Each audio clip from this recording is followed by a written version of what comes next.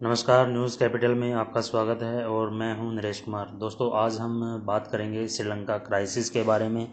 श्रीलंका में इतने हालात क्यों बिगड़े और क्या उनके पीछे रीजन रहे हैं। ओके, तो एक टाइम था कि श्रीलंका की जो मतलब पर कैपिटा इनकम है वो इंडिया से भी ज़्यादा थी और उसका मतलब एक एग्जाम्पल पेश किया जाता था कि वहाँ पे कैसे मतलब देश आगे बढ़ रहा है और कैसे तरक्की कर रहा है। लेकिन आज उनकी हालत बहुत ही ख़राब हो चुकी है। लोग सड़कों पे आ चुके हैं। लोग मतलब सरकार के खिलाफ नारेबाजी कर रहे हैं और प्रोटेस्ट कर रहे हैं और रोज़मर्रा की चीज़ों के लिए भी उनको संघर्ष करना पड़ रहा है। ओके, तो ये जो सारी नीतियां हैं वो सरकार की गलत नीतियों के कारण और जो वहाँ की सरकार ने बार बार कर्ज उठाया और आज कर्ज के तले वो इतना दब चुके हैं कि उसको भरने के लिए भी उनके पास पैसे नहीं हैं और वो दूसरे देशों से मदद ले रहे हैं। ओके, भारत ने भी उनको जैसे 40 लाख टन चावल भेजे हैं और 40 lakh ton, sorry, 40,000 ton diesel की सप्लाई भारत ने करनी है। ओके, और इसी तरह है दूसरी जो ज़रूरी चीज़ें हैं वो भारत वहाँ पे भेज रहा है। ओके, आज श्रीलंका के पास इतना पैसा नहीं है कि वो मतलब ज़रूरी चीज़ें भी आयात कर पाए। ओके, और वहाँ पे श्रीलंका में कभी भी मतलब इस बात पे कभी वो लोग आगे नहीं बढ़े कि हम अपने देश में जो उद्योग धंधे हैं वो स्थापित करें और अपने देश में ही चीज़ों को बनाएं, फैक्ट्रीज लगाएं। और वो पूरी तरह से निर्भर है दूसरे देशों से। वो जो मेजोरिटी जो सामान है वो दूसरे देशों से ही आयात करता है। वहाँ पे जो मेन जो आय के सोर्स हैं, एक तो है पर्यटन, चाय और कपड़ा उद्योग। लेकिन कोरोना के बाद इनका जो पर्यटन उद्योग था वो पूरी तरह से ठप हो चुका है।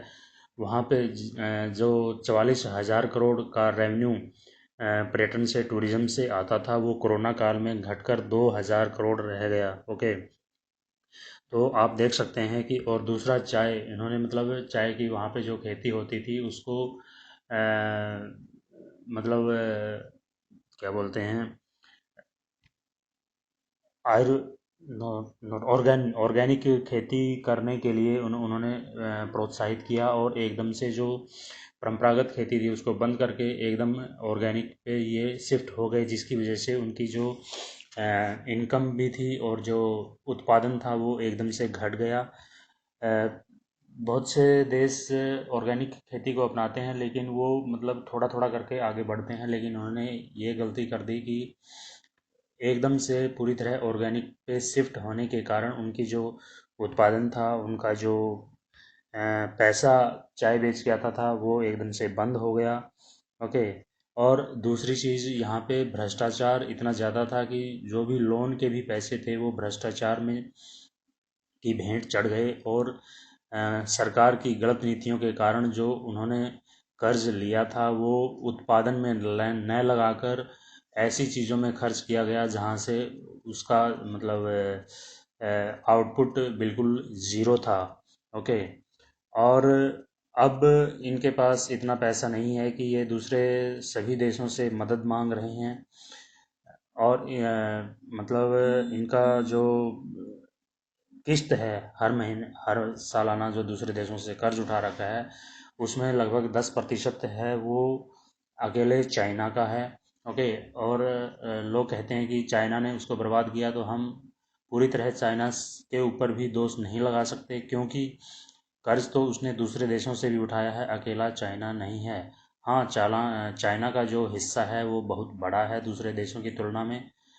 तो ये चीज़ है दोस्तों जिसकी वजह से ये देश पूरी तरह से बर्बाद हो गया है और वहाँ पे अब सरकार को इमरजेंसी लगानी पड़ी है और एक एक करके सभी जो मिनिस्टर्स थे उन्होंने इस्तीफ़ा दे दिया और सरकार ने पेशकश की है अपने सभी जितने भी वहाँ पे दल हैं और विपक्ष के नेता हैं कि हम सब मिलजुल कर देश को चलाएंगे और आगे बढ़ाएंगे।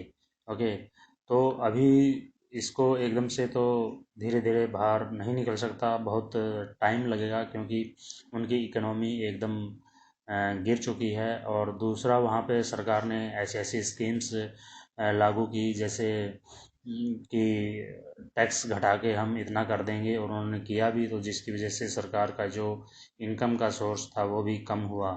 ओके, तो ये चीज़ें हैं। और इन्होंने कभी भी सबक नहीं लिया। और जैसे पाकिस्तान में अभी हो रहा है, पाकिस्तान की जो उनका मतलब जो पैसा है, उनका मेन फोकस होता है अ, आतंकवाद को बढ़ाने में, तो इसलिए वहाँ भी महंगाई और बेरोज़गारी इतनी बढ़ चुकी है।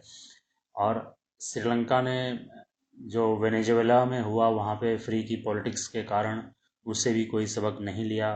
वेनेजुएला इतना अमीर एक विकसित देश होता था, लेकिन आज वहाँ पे लोगों के पास खाने के लिए भी पैसे नहीं हैं।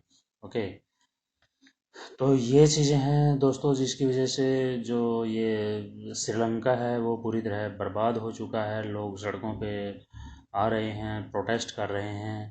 ओके, और बहुत से लोग देश छोड़कर भाग रहे हैं, वहाँ पे रहना नहीं चाहते, क्योंकि वहाँ पे काम धंधे भी बिल्कुल ठप पड़ चुके हैं। और अब इंडिया की तरफ श्रीलंका मतलब एक उम्मीद की तरह देख रहा है इंडिया को, क्योंकि सबसे पास में जो है वो है इंडिया है श्रीलंका के। और श्रीलंका की मदद इंडिया ने पहले भी बहुत बार करी है और करता आया है, और अभी भी कर रहा है। ओके, तो अब इससे मतलब निकलने के लिए काफ़ी कुछ इनको करना पड़ेगा, टाइम लगेगा। तो दूसरे देशों को भी इससे सबक लेना चाहिए, जैसे इंडिया में। और एक चीज़ और कि श्रीलंका का जो कर्ज है लगभग 6 लाख करोड़ है, लेकिन इंडिया में भी कई ऐसे स्टेट्स हैं जहाँ पे जो उनका जो कर्ज है वो श्रीलंका के कर्ज से भी ज़्यादा है। ये फ्री की पॉलिटिक्स और जो फ्री के वादे हैं, ये मतलब देश को डुबाने के लिए लेके जा रहे हैं। जैसे पश्चिमी बंगाल का जो कर्ज है वो लगभग 5.5 लाख करोड़ है। और पंजाब का जो कर्ज है वो 3 लाख करोड़ रुपए है।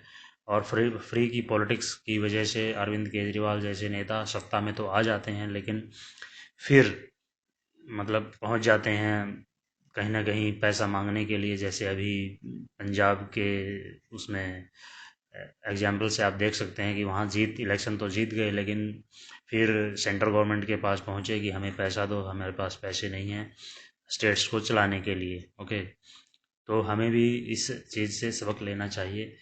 और आप चैनल पे नए हैं तो सब्सक्राइब कीजिए। Thank you so much for watching this video.